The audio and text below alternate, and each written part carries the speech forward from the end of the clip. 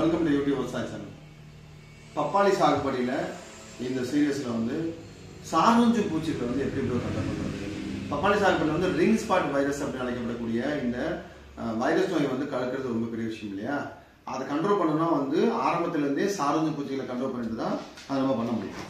So இன்னைக்கு இந்த வீடியோவில் உங்களுக்கு பப்பாளி சாகுபடியில் சாரூஞ்சு பூச்சிகளை கண்ட்ரோல் பண்ணுறது எப்படி அப்படின்னு பார்த்தா நீங்கள் வீடியோ பார்க்க போகிறோம். இப்போ தான் நீங்கள் ஃபர்ஸ்ட் டைம் யூடியூப் விவசாய சேனலோட வீடியோ பார்க்க மறக்காம சேனல் சப்ஸ்கிரைப் வச்சுக்கோங்க. வாங்க வீடியோ போகலாம்.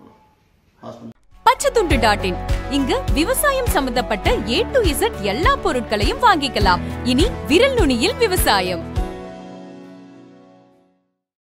வெல்கம் டு யூடியூப் விவசாய சேனல். நான் உங்கள் இவன் ஏ. சிவகுமார்.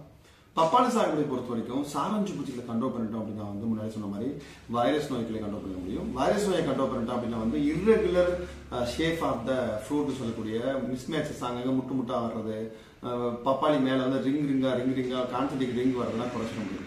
சாரூஞ்சு பூச்சிகளை கண்ட்ரோல் பண்றது அப்படிங்கிறது அவ்வளவு ஈஸியான விஷயமும் கிடையாது, ஆனா அவ்வளவு கஷ்டமான விஷயமும் கிடையாது. ஈஸியா அதோட சயின்ஸை புரிஞ்சுக்கிட்டோம் அப்படின்னா வந்து ஈஸியா வந்து கண்ட்ரோல் பண்ண முடியும். பொதுவாக உங்களோட நோயோட பூச்சியோட பாதிப்பு திறன் அப்படிங்கிறது எந்த அளவுக்கு இருக்கு அப்படிங்கிறது தான் என்ன டைப் ஆஃப் மருந்து நம்ம உபயோகப்படுத்தணும் அப்படிங்கிறதுல கவனம் செலுத்த முடியும். நான் ஃபர்ஸ்ட் சீரியஸ் எப்பயுமே ஒரு சின்ன பயிர் இருக்கு அப்படின்னா முதல்ல இமிடா, அசிபேட்டு, ஃபிப்ரோலி, தாமிரசோம்னு ஒரு 4 கேட்டகரி நான் சொல்லுவேன். இமிடா பொறுத்த வரைக்கும் 17.8 SL அப்படிங்கிறது உங்களுக்கு அது தெரிஞ்ச விஷயம் தான். டாடா மிடால இருக்கும். லிட்டருக்கு 1 மில்லி முதல்ல ஆரம்பிக்கலாம். அசிபேட்டை பொறுத்த வரைக்கும் லிட்டருக்கு 2 கிராம். இது ரெண்டும் முதல்ல ஒரு 2 ரவுண்ட் நீங்க ஸ்ப்ரே கொடுக்கலாம். இமிடா தென் அசிபேட். இதுக்கப்புறம் பார்த்தோம்னா தைமதாக்சம் பிளேயிங் வெரி இம்பார்ட்டன்ட் ரோல். தைமதாக்சம் பொறுத்த வரைக்கும் நிறைய 30% எஃப்எஸ் இருக்கக்கூடிய மாலிகுலாம் நிறையவே இருக்கு. பெஸ்ட் அக்ரோல வந்து ரோன்ஃபா அப்படிங்கிற பேர்ல வரும். சரி, இதுல தைமதாக்சம் 30% எஃப்எஸ் பொறுத்த வரைக்கும் நிறைய மாலிகுல் இருக்கு.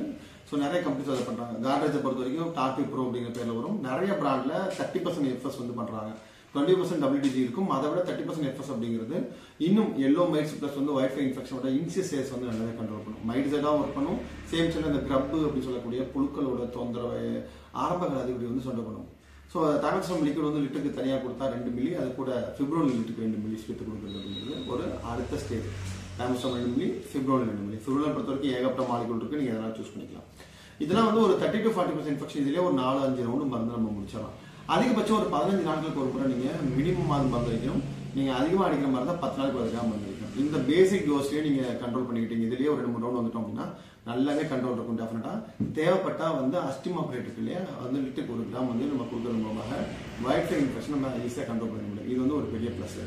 இதை தாண்டி வேற என்ன நம்மளால பண்ண முடியும் அப்படின்னு பாத்தீங்கன்னா, இல்ல ப்ரோ எனக்கு வந்து 30% 40% தாண்டி எங்கேயோ போயிடுச்சு என் ட்ராப்பு, நான் வந்து என்ன பண்ணுறதே தெரியல, மைட்ஸ் இன்ஃபெக்ஷன் ரொம்ப கரையா அதிகமா இருக்கு, லைட்டா வந்து யாரெல்லாம் லிங்க் உள்நோக்கி சுருங்குற மாதிரி இருக்கு அப்படின்னு வச்சீங்கன்னா நீங்க சூஸ் பண்ண வேண்டிய மருந்து இந்த எக்ஸோடஸ்.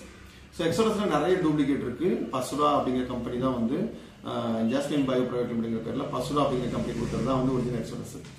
இங்க பசுரா மார்க்கெட் போய் பசுரா எழுதிருக்கோம். இந்த மாதிரி மாலிகுல் நீங்க சூஸ் பண்ணிக்கோங்க. இது தனியாக கொடுத்தா லிட்டருக்கு 2 மில்லி. இது கூட இங்க இந்த ரோன்ஃபன் அழைக்கப்படக்கூடிய 3 மாலிகுல் கலந்து பைரிப்ராக்டின், பைஃபென்தின் பிளஸ் வந்து டயஃபென்திரான் போலோ அப்படிங்கிற பேர்ல வரும் இல்லையா, அது பிளஸ் இண்டோஃபில் டோக்கன் பிளஸ் வந்து லேனோ, இந்த 3 கலந்த மாலிகுல். இதை பத்தி நான் ஆல்ரெடி ஏற்கனவே சொல்லியிருக்கேன். இது லிட்டருக்கு 2 மில்லியும், இந்த இமிடா இந்த எக்ஸோடஸ் வந்து லிட்டருக்கு 2 மில்லியும். இது ஒரு 2 ரவுண்ட் to 3 ரவுண்ட் தாராளமா போகலாம். அந்த அளவுக்கு நல்லாவே கண்ட்ரோல் இருக்கும். பறக்கிற பூச்சி, கொசு, வெள்ளை கொசு, சாரந்து பூச்சி, மைட்ஸ், ட்ரிப்ஸ் எல்லாத்துக்குமான ஒரு 40% இன்ஃபெக்ஷன் வரைக்கும் இந்த 2 மாலிகுல் ஒரு நாளாவே கேட்கும். ஸோ இதெல்லாம் தாண்டிட்டேன், எக்ஸ்ட்ரீம் டோஸ் போயிட்டோம் ப்ரோ அப்படின்னு என்ன பண்ணுறதே தெரியல அப்படின்னா நீங்க சூஸ் பண்ண வேண்டிய ஒண்ணே ஒன்று பார்த்தீங்கன்னா இந்த சாலமன் பீட்டா சைக்ளோத்ரின் பிளஸ் வந்து இமிடா கலந்த இந்த மாலிகுல் லிட்டருக்கு 1 மில்லி நீங்க கொடுக்கும்பொழுது இது கூட இந்த ஒபேரான் டெக்னிக் இருக்கு இல்லையா, இது வந்து முழுக்க மைட் சைடு சம்வாட் வந்து த்ரிப்ஸ் சைடாகவும் ஒர்க் பண்ணிடும். ஸோ இந்த 2 லிட்டர் ஈச் 1 ml கொடுக்குறது அப்படிங்கிறது, இது பெரிய பேக்கிங் இல்லை, பெரிய பேக்கிங் எடுத்து காட்டிருப்பேன். இந்த சின்ன பேக்கிங்காக வச்சிருக்கேன். இதுலேயே ஓரளவுக்கு உங்களுக்கு 60 to 70% இன்ஃபெக்ஷன் வரைக்கும் இது கண்ட்ரோல் ஆகும். ரொம்ப எக்ஸ்ட்ரீமா வைரஸ் இன்ஃபெக்ஷன் வரும்போது, த்ரிப்ஸ் இன்ஃபெக்ஷன் வரும்போது த்ரிப்ஸ் தனியா இருக்கு, அதை பத்தி நான் அடுத்த வீடியோ போறேன். ஆரம்ப கால ஒரு 30 to 40%, 40 to 50% வரைக்கும் இந்த சொன்ன இந்த 6-7 மருந்துகளிலேயே வந்து மெஜாரிட்டி திங்ஸ் நீங்க கண்ட்ரோல் பண்ண முடியும்.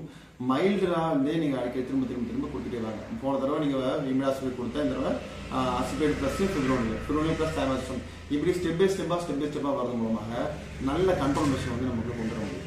இங்க நிறைய பேர் பார்த்தோம்னா எடுத்தோடனே பயோ கலந்துருக்கிறது, இல்ல வந்து பேசியா, டெலிகேட், சில்வா என்னென்னலாம் இருக்கோ எல்லா வகையான ஹெவி டோசஸ் இப்போ ஒரு இன்ஃபெக்ஷன் தான். பப்பாளிங்கிறது பல்லாண்டு கால பயிர், நல்லா புரிஞ்சுக்கணும். நீங்க வெங்காயமோ தக்காளியோ கிடையாது 30 நாள் 20 நாள் 90 நாள் அழிச்சு புது பயிர் வைக்கிறதுக்கு. ஸோ எவ்வளோக்கு எவ்வளோ மைல்ட் டோஸ் போடுறோமோ அவ்வளோக்கு எவ்வளோ வந்து நோயோட பாதிப்பு, பூச்சியோட பாதிப்பு அப்படிங்கிறது நம்ம கட்டுக்குள்ள இருக்கும். ஈஸிலி கண்ட்ரோலபிள் இன் அவர் சுச்சுவேஷன் அப்படிங்கிற மைண்ட்ல வச்சுக்கோங்க. ஸோ மைல்ட் டோஸ்ல இருந்து ஹெவி டோஸ் போகிறது அப்படிங்கிறது தான் பெஸ்ட் பாயிண்ட். சம் எக்ஸ்ட்ரீம் வேற வழிகளில் கைவிட்டு போயிடுச்சுன்னா அப்போ ஹெவி டோஸ் கொடுத்துட்டு அதுக்கப்புறம் 2-3 மைல்ட் டோஸ் கொடுத்து திருப்பி குழந்தைகிட்ட கூட கண்ட்ரோல் பண்ணிட்டு கூட திருப்பி போக முடியும். இந்த மாதிரி நிறைய விளையாட்டுகள் வந்து விவசாயிகளுக்கு சொல்லி கொடுத்துருக்கோம்.